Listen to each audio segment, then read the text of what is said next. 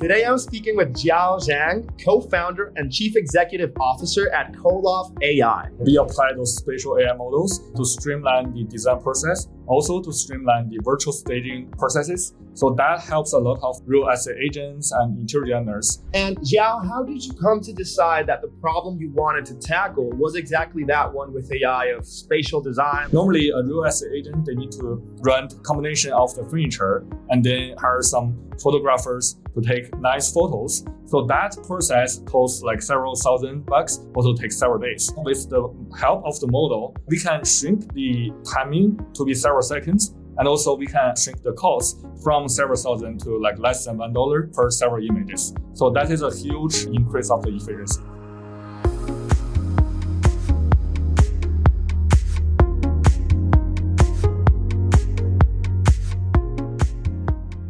Hey everybody, thanks for listening. Today I'm speaking with Xiao Zhang, co-founder and chief executive officer at Collov AI, a fully integrated platform that is leveraging AI to provide a one-stop shop for users to design, shop for, project manage, and acquire funding for any residential remodeling product. How are you doing, Xiao? It's a pleasure to have you here. Yeah, good.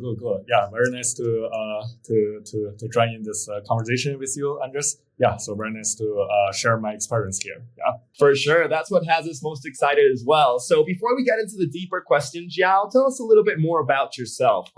Where are you located? How did Collov AI come to be? That would be a nice way to put our audience in context. Hi everyone, my name is Xiao Zhang, and so right now I'm based at San Francisco Bay Area, so the Silicon Valley. Yeah, so a little bit of my background. So I previously studied the applied physics PhD at Stanford University during the past like several years. So during that like research period, so I was doing the AI for science, the interdisciplinary research, applying the AI models, especially some AI models, which is very skilled at understanding the space, those kind of spatial model to like resolving some science or physics problems. And then after the graduation, so I'm thinking about like how to better utilize the technology to apply them into resolving some real life problems. So for example, so the real estate and home renovation industry, so it really requires a good model understanding of the space and then do an automated like design process. So in that case, I was applying those kind of AI models into resolving this problem in the industry, in the real estate and home renovation industry. So we apply those spatial AI models to streamline the design process, also to streamline the virtual staging processes. So that helps a lot of real estate agents and interior designers, largely increasing their efficiencies. So right now we have over like say 10K real estate agents and also like numerous interior designers subscribing and using our services, and also served more than like hundreds of enterprise clients. So right now we are at the Series A plus round stage. Very happy to share some more details about our like startup journey. Yeah. Okay, very nice. Very nice. That is so cool. And Xiao, how did you come to decide that the problem you wanted to tackle was exactly that one with AI of spatial design? Like, did you analyze different ways to get into the market and working with AI and you preferred that one? Or like, how did you come to decide that? Back to the point that when I about to graduate, so I did like think about like how to better utilize the model, especially the spatial focus model, how to better utilize the capability of that AI model to resolving some real life problem.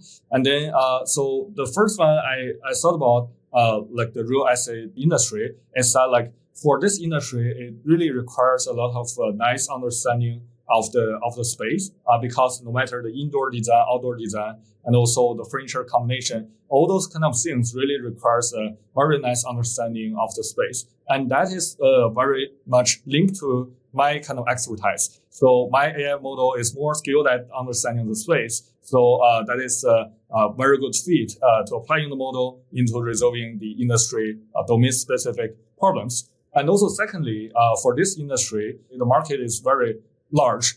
So the real estate industry has like over $1 trillion like market size. So in this industry, the efficiency is not that high enough So people are using some traditional way of, say, like doing the interior design, doing the virtual staging, or showcasing their properties. For example, when they're doing the virtual staging services or doing the staging services, normally a real estate agent, they need to rent a combination of the furniture and then have people helping them moving into the property they want to sell, and also like they feel they need to hire some photographers to take nice photos. So that process costs like several $1,000 in the United States, and also like that process also takes several days. And then so right now with the help of the model, like we can shrink the timing to be several seconds, and also we can shrink the cost from several thousand to like less than $1 per several images. So that is a huge increase of the efficiency. So with those 2 points, the large market size and also the space that we can increase the efficiency. So combining those two, we think this is a nice industry we can apply the spatial model into. Yeah. Oh my God, that sounds so cool, because when I hear you talk, Xiao, I only recall in my experience, because I don't have a lot of what's per se expertise in spatial design and in interior decoration, but I have used ChatGPT and sent it a picture of my living room and said, hey, could you maybe remodel this in a certain style? And from what I'm imagining, Collov AI is going maybe through that route. Is that what you're saying, that is efficient, is making it more efficient for people to just take a picture and remodel whatever they want? Mm-hmm. Yeah. So basically, our product is like we want to make that very streamlined, very easy to use. So the real estate agents and interior designers, they just need to take a photo and then upload into the website, and then choose the preferred style and room type they want to change the photo into, and then just click the generate, and then several seconds later you will see a nicely looking images. So, and also like as Andrews, you just mentioned, like using the ChatGPT, those kind of large foundational model company, they also launch very powerful models. However, for those models, they're kind of a generally applicable model into more scenarios. However, for the domain-specific version, for example, if you want to upload like an image through ChatGPT and then let it to change to a specific style of design. So in a lot of cases, the room structure is not maintained really well, and also like for the style you want to change might not be as you expected. So in that case, for our company, so we really did a lot of innovation into our AI model architecture. So in that case, it has a really nice controllability during the generation. It will 100% like maintain the overall structure of the room, and also like it will make the furniture combination looks really really real, looks very similar to a real photo. Yeah, so that's what we did, and then that's why we win the clients. Yeah. Oh my God, that's so amazing. Okay, so like I'm understanding that maybe OpenAI and those models that you find that aren't yours are more of a one size fits all per se, and it's just a picture that'll work for everybody just a little bit. But what you're providing is a bit more tailored to the specifics of what each user is going to want.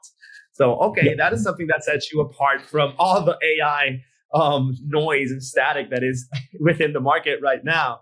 And Xiao, if I may ask, what do you believe is the secret to building a platform that handles design, shopping, project management, and even funding all in one place? Yeah, I think one of the most important characteristic for building a startup and then organize everything, I think is kind of more to be persistent, like during this like kind of startup journey. Yeah, for example, when I built this startup has been last for about like 3 to 4 years already. So there are a number of times that we have like went into trouble. Sometimes the trouble might be we are close to running out of cash, and sometimes the trouble is the business model might not work so well. So there is an example. So back in the first year when I built this startup, so our business model is kind of largely different from what we are right now. So back then, so our model is like our AI is not that powerful enough yet. Back in the 2022, and then so what we did is like we hired a team of contractor interior designers. They used our AI design tools to help them finish the interior design, and then that will be presented to the end consumer. So back then, the AI is not powerful enough to automate this the process, so that we have a human in the loop process back then. And then with that kind of model, so we saw that kind of business model might work. So we try to put more like promotions, marketing, like investment, so that try to increase the revenue. However, then we find out that business model, the kind of the unit economy model is not kind of positive. So the more we invest in marketing, the more clients we get, the more we lose. So actually, like for serving each client, so we need to spend more, like more than we earn. So the reason is that back then, the more clients we have, the more interior designers we need to have. The management costs kind of increase, like with our growth rate of the revenue. So the management cost increases, and also like since that's a human in the loop process. So the more clients we get, so like the quality of the service will kind of like varies, since we will have a larger team of like interior designers. Sometimes with a small team, the quality can be guaranteed. However, with a larger team, sometimes the quality might not be always that good. So in that case, we find out like we met a problem that we kind of burns more cash, and then the more clients we get, we lose more money. So we are in the circumstance that we are about to running out of cash back then. So like if we just try to give up, then everything kind of ends. However, like we just kind of not giving up.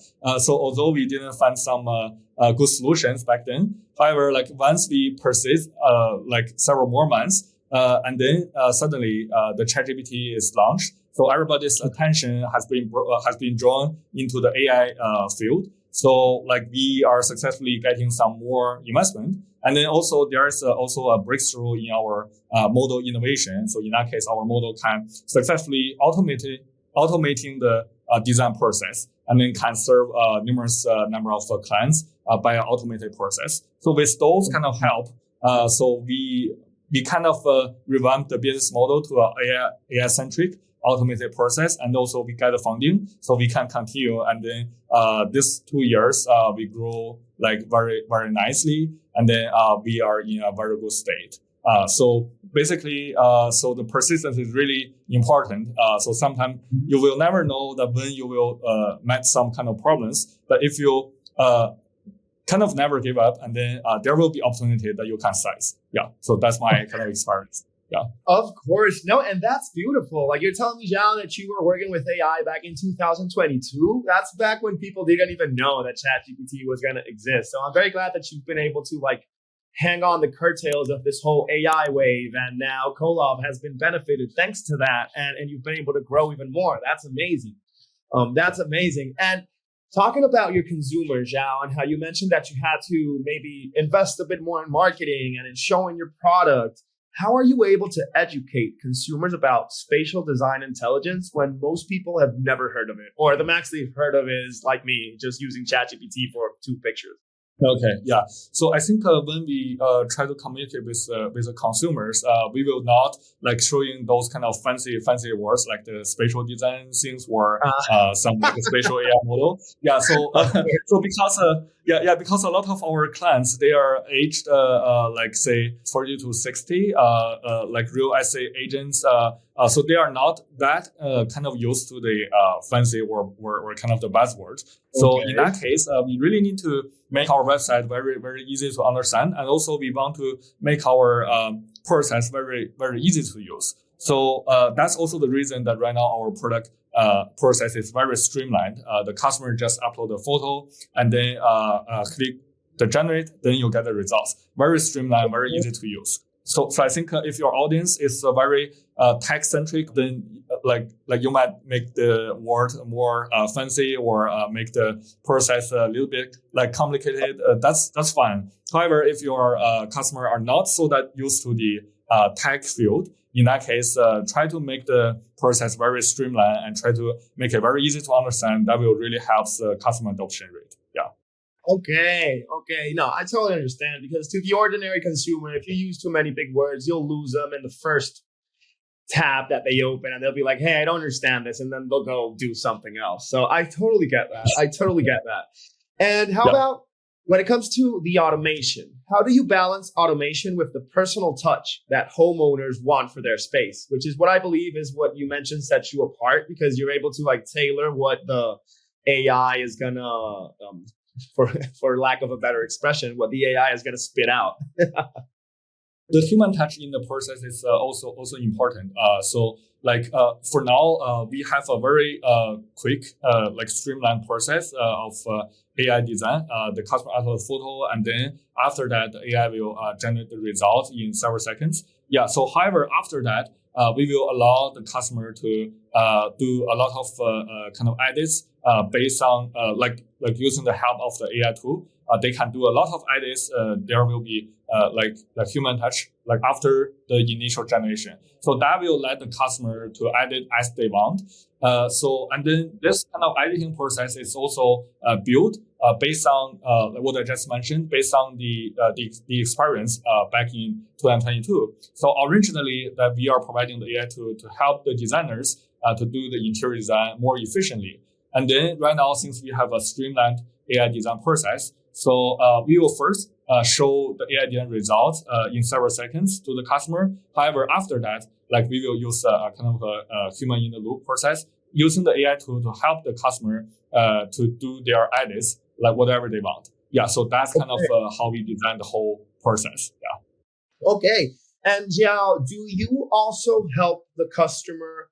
What's it called? Because from what I kind of read and what I might have understood correctly or wrongly, do you also provide contractors and suppliers for the customer to recreate in live what the AI showed them with your company? So there are a lot of contractors, suppliers, real estate agents.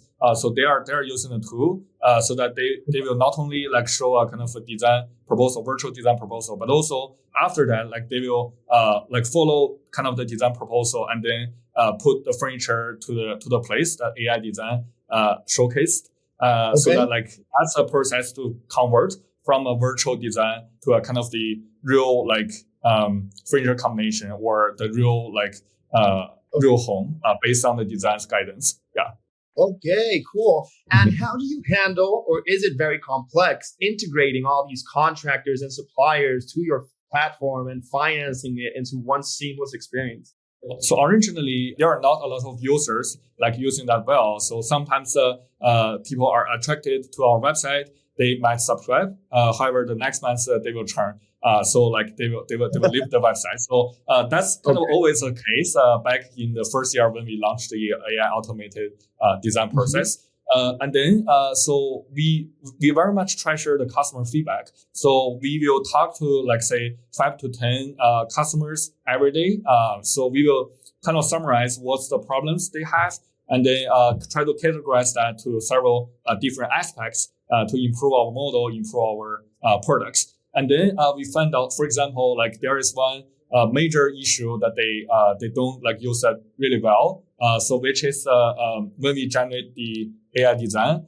So originally our model is not maintain the room structure while doing the generation. So sometimes the window will change to a wall, the door disappears. So in that case, the customer cannot use it well. Yeah. And then based on those kind of customer feedbacks, we kind of iteratively improve our model and improve our products. So after several round of improvement of the model, the products based on the customer feedbacks, we find out gradually the customer, more and more customer, they are used to our tools, and then we have a kind of a growth rate over month over month, and also since we are continuously talking to 5 to 10 customers per day, so we see that the customer satisfaction rate has been increased by a lot. So I think the trick is listen to your customer and then improve the model based on different customers' feedbacks, and then try to make your model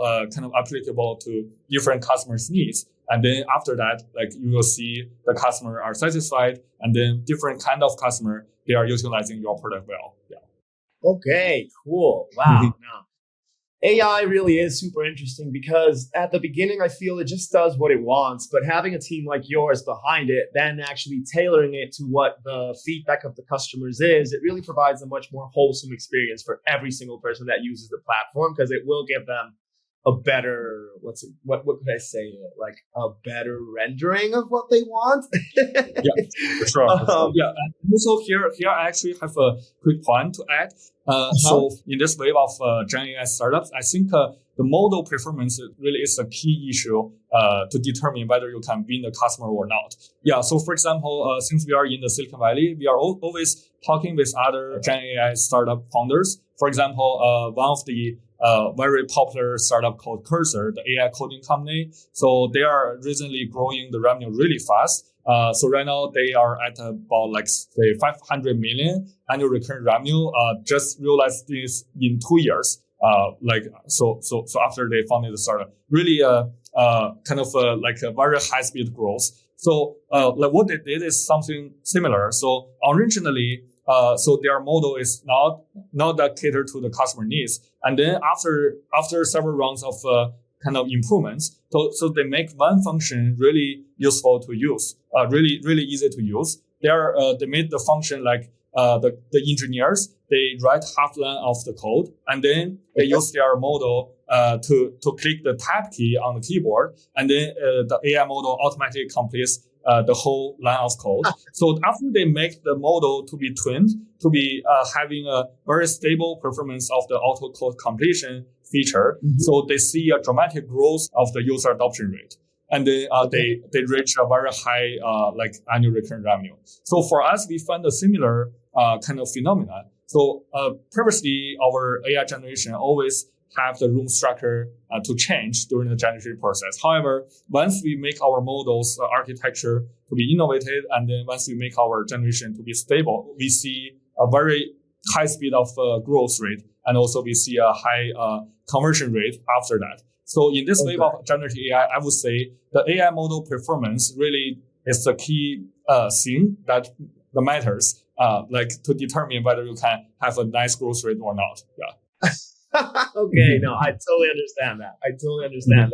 And Xiao, I have in the back of my head another question, because I know you work a lot with AI, automation, and that is something that nowadays is being very assimilated to not needing that much of a people workforce or an actual human behind what is being done. And my question is, how do you know when you got to just keep using AI, or you have to actually expand your team, and that you actually need somebody to come and maybe tutor the AI or do something else to make sure that what it's outputting is okay? Do you have a certain process for that? Yeah, for sure. Yeah, so like nowadays, since AI getting more and more powerful, so like there's a question like whether we want to have a really large and powerful team, or we want to keep the team lean. So I think for our choice is like so right now we keep the team relatively lean, but like it doesn't mean that we don't need like human, or we don't need people to tutor the AI process. It doesn't mean like that. It doesn't work like that. So I think the trend of the team management or the team hiring process is kind of something like so you need the top talents in your team.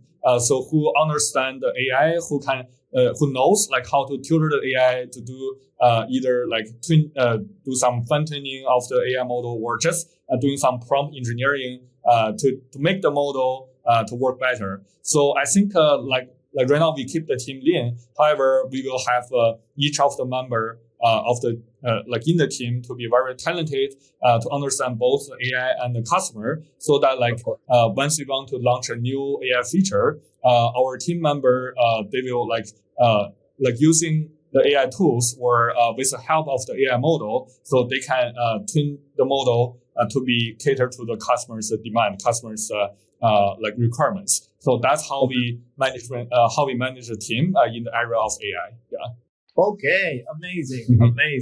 And okay, Xiao, we're almost at time, but I would like just to ask one more question, and this is for the audience. I believe you already answered this one when you said the perseverance that needs to never falter. But if you had to give only one piece of advice to entrepreneurs who are building integrated AI platforms for the complex consumer decisions such as spatial design, what would it be? What would be the advice you give anybody else that is at the start of your journey that you've already been on since 2022 and before?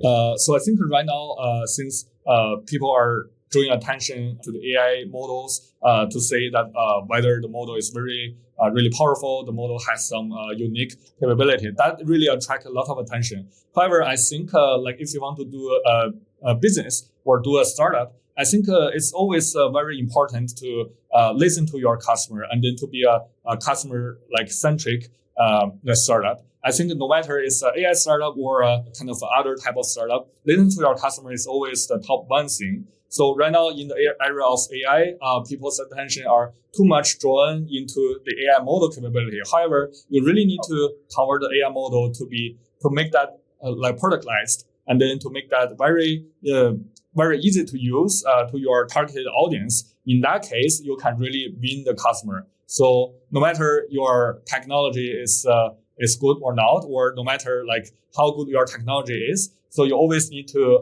pay really a lot of attention into the customer satisfaction, into the customer service part. So to serve your customer well, then that's really the key thing. You can win the customers. Yeah, that's kind of the advice I give to the tech founders who is willing to do some AI startup. Yeah. I love it. I love it. You heard it here first. And I believe this is something that everybody knows deep in their hearts, but it might be forgotten at times. And it's the importance of customer centricity, because we really are working for the customers and trying to provide a product that they like. And if they like it, then the platform will rise with more users and more people. So I believe that is a very nice way of looking at it, because you don't lose what is important in all this process, because you might have a very good product, but if it doesn't satisfy the proper consumer need that you want to, then it might fail. So I'm very glad that's your perspective. And please, anybody who's hearing this and you're starting out in the tech industry space with AI, always remember, keep your customers at heart. You heard it here from Xiao first. And without further ado, we're going to say goodbye. Please make sure that if you have any spatial design needs, and if you just want to go and check Collov AI, do you have anywhere, Xiao, that you would like to direct the audience that they could go and look at the product, maybe test it out? Like if you're like interested in the spatial design, or like if you are in the real estate industry, doing like say the property listing, or if you are real estate agents, and also if you are like say interior designers, contractors, as long as you are in the industry and you are interested in the AI design process, you are very welcome to try out our product, which is Collov AI. Search the Collov AI, you will log into our website and then experience the power of AI immediately. Yeah, thanks so much for listening. Thank you so much. And thank you, the audience, for listening. Make sure to go check out Collov AI, and don't forget to press subscribe for this episode in the future of consumer marketing, so that we can keep on hearing the best experiences from all the talent that comes on this show. So thank you so much, Xiao, for coming on. We will make sure to keep in contact. I hope the best keeps on going for Collov AI. Yeah, no problem. My pleasure. Yeah. That's a pleasure.